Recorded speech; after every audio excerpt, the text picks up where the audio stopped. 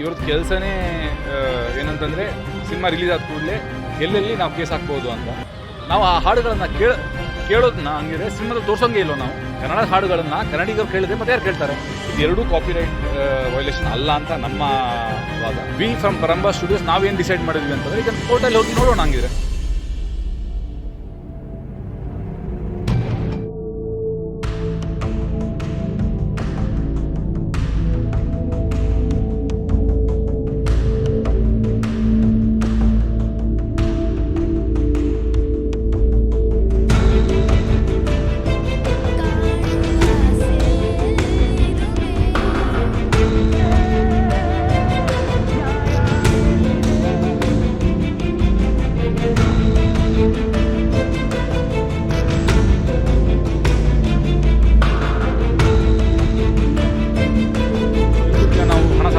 ಬೇರೆ ವಿಷಯ ಆಗುತ್ತೆ.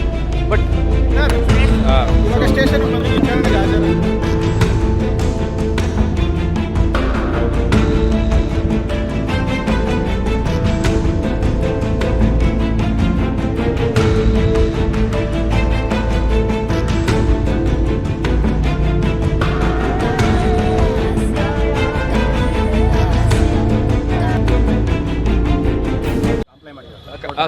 ಕಂಪ್ಲೇಂಟ್ ಕೊಟ್ಟಿದ್ದಕ್ಕೆ ನಾವು ಸ್ಟೇಟ್ಮೆಂಟ್ ಕೊಟ್ಟಿದ್ದೀವಿ.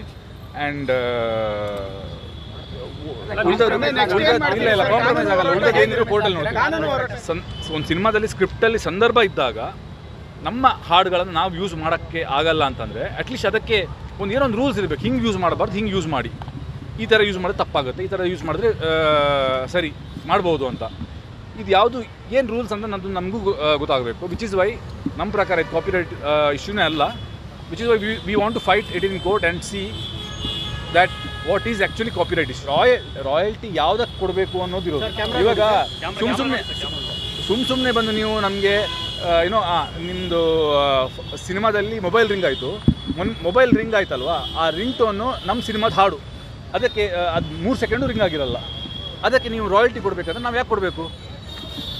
ನಮ್ಮ ಸಂಸ್ಥೆಯಿಂದ ಒಂದು ಫೋನ್ ಹೋಗಿತ್ತು ಅವರಿಗೆ, ಅಂದರೆ ಈ ಥರ ಇದೆ, ಇದಕ್ಕೆ ಅಂದರೆ ಗ್ರ್ಯಾಟಿಟ್ಯೂಡ್ ಆಗಿ ಏನಾದರೂ ಕೊಡಬೇಕಾ ಥರ ಫೋನ್ ಹೋಗಿತ್ತು. ನಮ್ಮ ಪ್ರೊಡಕ್ಷನ್ ಮ್ಯಾನೇಜರ್ ರಾಜೇಶ್ ಅಂತ ಅವರೊಂದು 2-3 ಸಲ ಕಾನ್ವರ್ಸೇಷನ್ ಮಾಡಿದ್ದಾರೆ. ಬಟ್ ಅಲ್ಲಿ ಕರೆಕ್ಟಾಗಿ ಪ್ರತಿಕ್ರಿಯೆ ಬಂದಿಲ್ಲ ನಮಗೆ. ಆಮೇಲೆ ಅವ್ರು ನಿಲ್ಲಿಸೇ ಬಿಟ್ಟರು. ಅಂದರೆ ಆ ಕಡೆಯಿಂದ ಏನೋ ಆಮೇಲೆ ಫೋನೇ ಬಂದಿಲ್ಲ. ಏನೋ ನಿಮ್ಗೆ ಹೇಳ್ತೀವಿ ಅಂತ ಹೇಳಿ ಏನೋ ಫೋನ್ ಬಂದಿಲ್ಲ. ಅದು ಈ ಹಿಂದೆನೂ ಕೂಡ ಕಿರಿಕ್ ಪಾರ್ಟಿ ವಿಚಾರದಲ್ಲೂ ಕೂಡ ಇದೇ ರೀತಿ ಅದೇ ಆವಾಗಲೂ ಆಗಿತ್ತು. ಆವಾಗಲೂ ನಾನು ಸರಿ ಅಂತಲೇ ವಾದ ಮಾಡಿದ್ದೀನಿ. ಆವಾಗಲೂ ನಾನು ಕೋರ್ಟಲ್ಲಿ ಹೋಗಿ ಫೈಟ್ ಮಾಡಿದ್ದೀನಿ ಕೇಸ್ನ. ನಾನು ಸರಿ ಅಂತಲೇ ಫೈಟ್ ಮಾಡಿರೋದು. ಇದು ಕಾಪಿರೈಟ್ ಇಶ್ಯೂ ಅಲ್ಲ ಅಂತಲೇ ಫೈಟ್ ಮಾಡಿರೋದು. ಆ್ಯಂಡ್ ನಮ್ಮ ಪರವಾಗಿ ಅಲ್ಲಿ ತೀರ್ಪಾಗಿತ್ತು. ಆಮೇಲೆ ಹೊರಗಡೆ ಕಾಂಪ್ರಮೈಸ್ ಮಾಡಿದ್ವಿ. ಬಟ್ ಈ ಸಲ ಕಾಂಪ್ರಮೈಸ್ ಮಾಡಲ್ಲ. ಯಾಕಂತಂದರೆ ಇದು ರಿಪೀಟ್ ಆಗ್ತಾ ಹೋಗುತ್ತೆ.